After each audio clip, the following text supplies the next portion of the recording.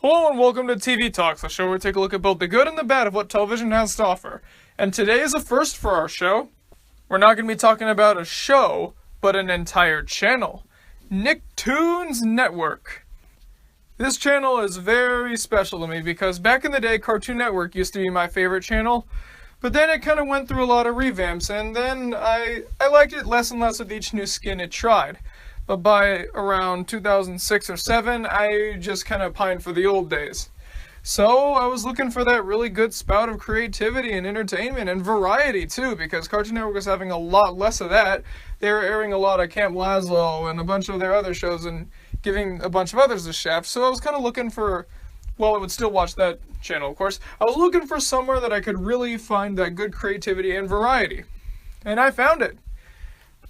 Because our family got the extended cable package, which included Nicktoons Network, which I never heard of at the time, but then quickly fell in love with the channel. It had everything, but I'll get to that later. Let's start with the history of Nicktoons Network. The channel launched in May 1st, 2002, so we just barely missed its 15th anniversary.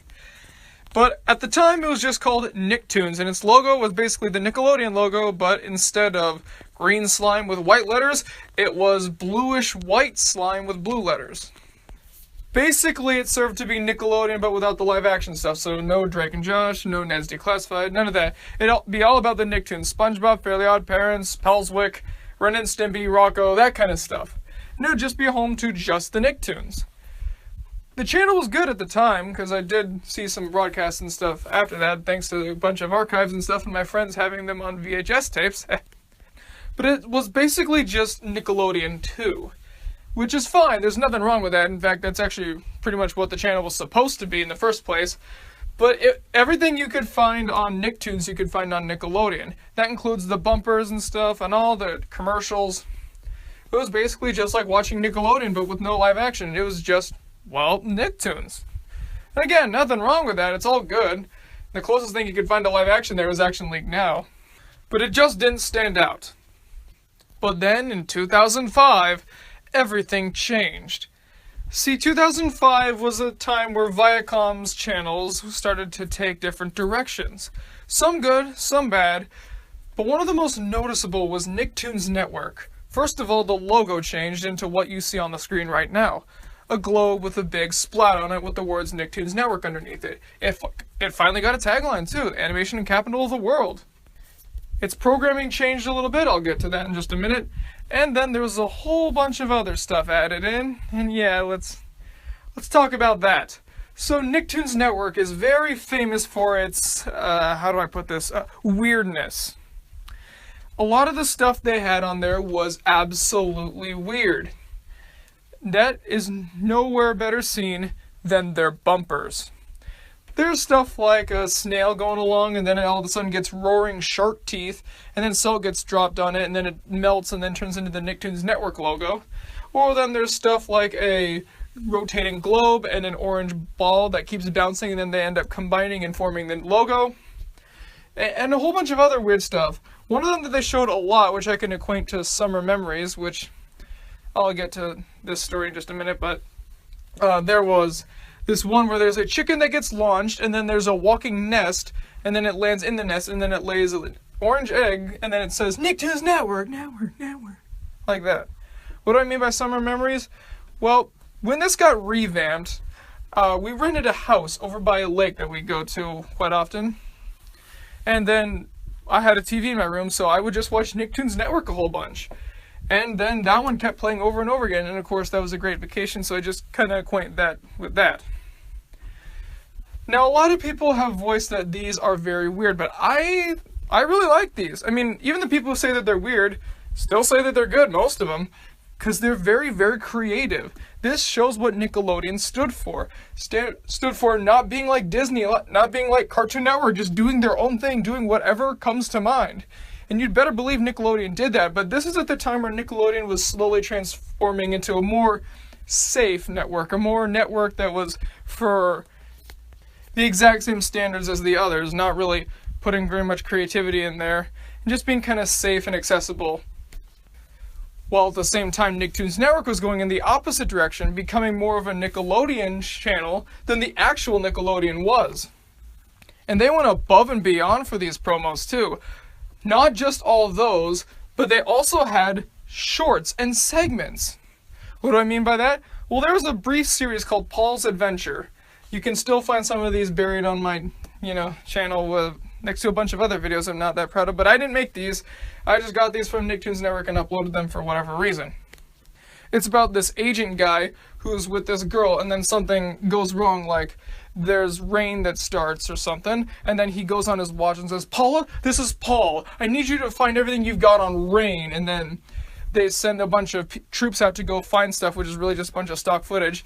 And then Paul goes out to solve the problem himself, and then he sees one of the Nicktoons characters is causing the problem.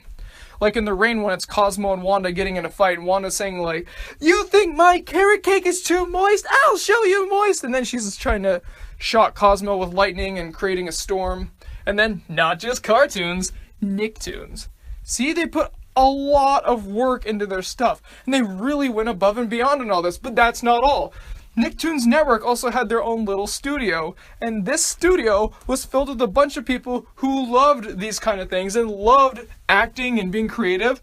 So what do? They put some of the Nicktoons Network studio heads in shorts and segments. One of the most popular was the We Get Into Character segments, where they would get some people from marketing or for any of that kind of stuff, any of those regions, and then they would put them in costumes. So there would be an episode where there's a guy in a suit from a character from that show, Kappa Mikey, and he's blocking somebody's view during a board meeting. And then or someone who's in a Jimmy Neutron costume having trouble with parking.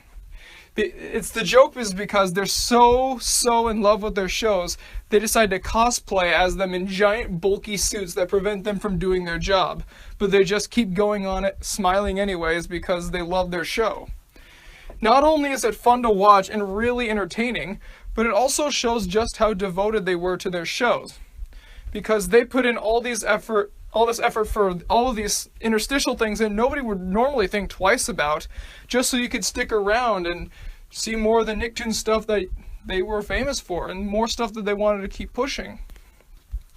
They also had things that would keep you entertained while they say, "Oh, we'll be right back." They'd have stuff like when Jimmy Neutron was going to a break, Jimmy accidentally transported himself to another dimension, but we promise he'll be back after the break. And then when it comes back from the break, they say, "Jimmy Neutron is back, but try to contain yourself. Last time we got complaints from your neighbor."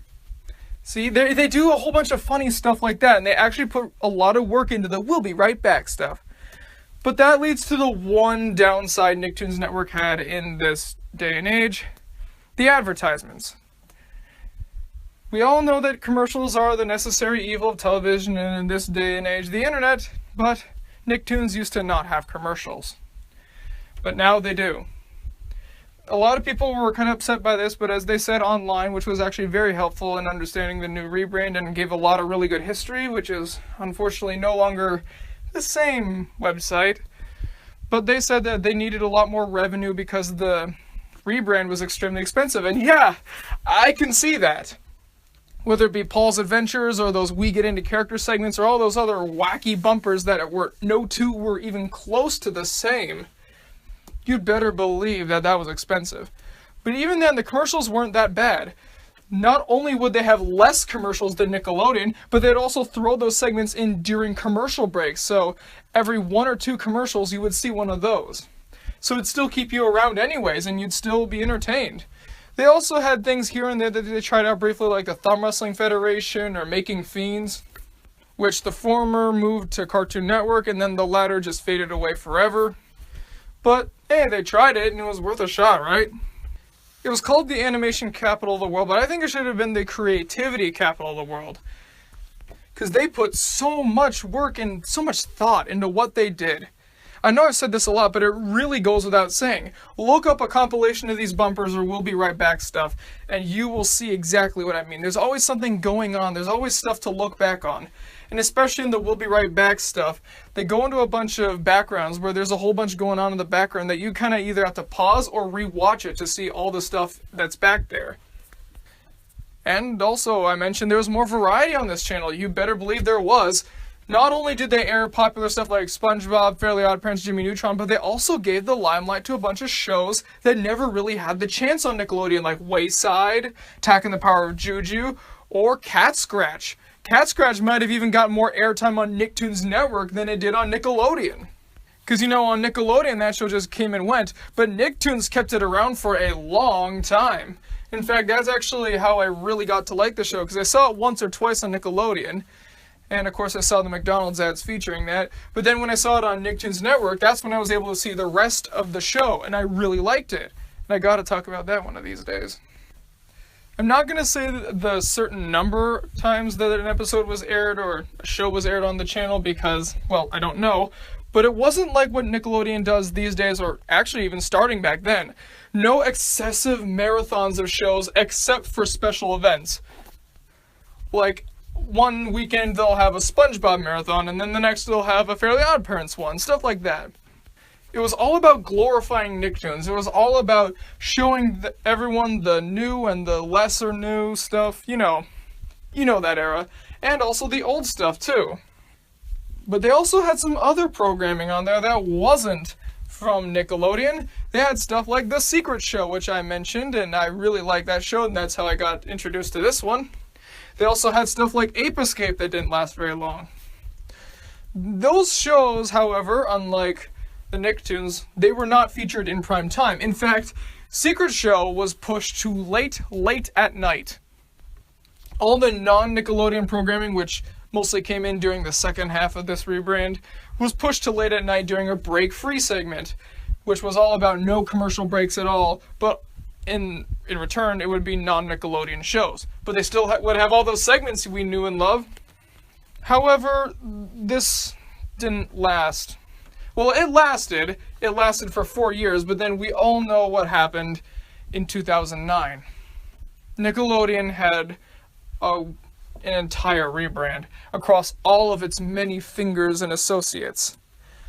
What does this mean? This means that all that creative stuff, all that energy they put into all that, only lasted 4 years and then was gone.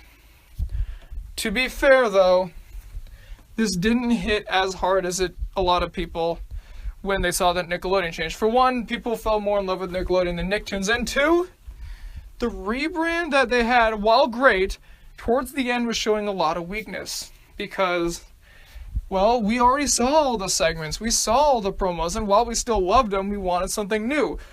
But they didn't make anything new. They only made just one brief little block.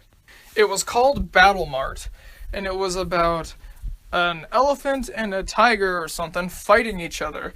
Meanwhile, there were random shows in between. It was basically just arbitrary and an excuse for more segments, but they didn't have nearly as good a production value as the other ones. And just, they didn't have really any focus. There was nothing to it, so no one really cared. And the ratings were suffering because of that, so that also helped pave the way for the new rebrand, once again just called Nicktoons.